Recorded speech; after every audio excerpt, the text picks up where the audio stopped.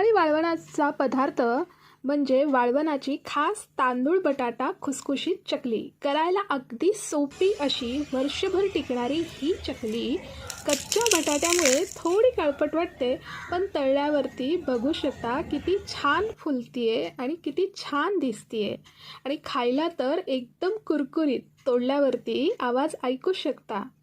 तर करायचे काय, मी इथे 2 वाटी घरगुती तांदळाचे पीठ चाळून घेतलेले आहे। पीठ हे चाळूनच घ्यायचं, पिठामध्ये भरपूर कचरा असतो, चाळणीमध्ये कचरा बघू शकता, त्यामुळे पीठ चाळून घ्या। 2 वाटी पिठासाठी मी घेतलेले आहेत 3 बटाटे। आता तुम्ही इथे 4 बटाटे सुद्धा घेऊ शकता किंवा 2 बटाटे सुद्धा घेऊ शकता, तुमच्यावर। मग सोलणीने बटाट्याची सालं सोलून घेतली आहेत आणि त्यांच्या लहान लहान फोडी करून पाण्याच्या भांड्यामध्ये त्या फोडी घातल्या आणि चिरलेल्या बटाट्याचे तुकडे हे 3दा स्वच्छ पाण्याने धुवून घेतलेत। मग एक मोठं मिक्सरचं भांडं घेऊन त्यामध्ये आधी बटाट्याच्या फोडी घालायच्या, मग थोडं तांदळाचं पीठ घालायचं बघू शकता आणि सेम वाटीने 2 वाट्या पाणी घालून मिश्रणाची एक फाईन पेस्ट करून घ्यायची। काही जर बटाट्याच्या फोडी राहिलेल्या असतील, वाटताना राहतात, तर त्या पुन्हा मिक्सरच्या भांड्यामध्ये घालायच्या आणि बाकीचा उरलेला बटाटा घालून अर्धा वाटी पाणी घालून एक फाईन पेस्ट करून घ्यायची, व्हिडिओमध्ये बघू शकता।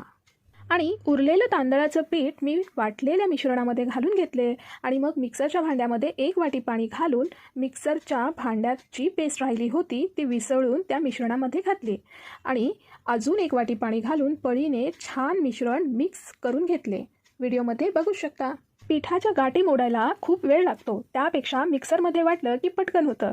इथे तुम्हाला मी दोन्ही प्रोसेस करून दाखवलेल्या आहेत।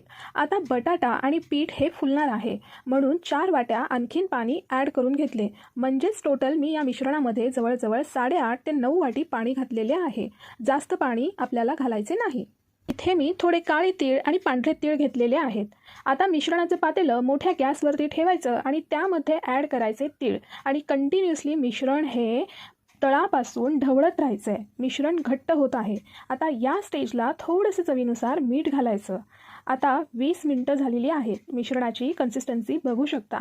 आता पातेल्यावरती झाकण ठेवून 7 ते 8 मिनिटं छान दणदणीत वाफ काढून घ्यायची आहे। मिश्रण व्हिडिओमध्ये बघू शकता। आता गॅस बंद करायचा। टोटल मी हे मिश्रण 30 मिनिटं शिजवून घेतलेलं आहे। शक्यतो जाड बुडाचंच पातेलं घ्या। आता मिश्रण थोडं गार झाल्यानंतर चकलीच्या सोऱ्यामध्ये चमच्याने मिश्रण भरून चकल्या करून घ्यायच्या, बघू शकता। मी या सगळ्या चकल्या करून घेतलेल्या आहेत। आता या चकल्या 1 दिवस मी घरात पंख्याखाली वाळवल्या आणि दुसऱ्या दिवशी कडकडीत उन्हात वाळवून घेतलेल्या आहेत।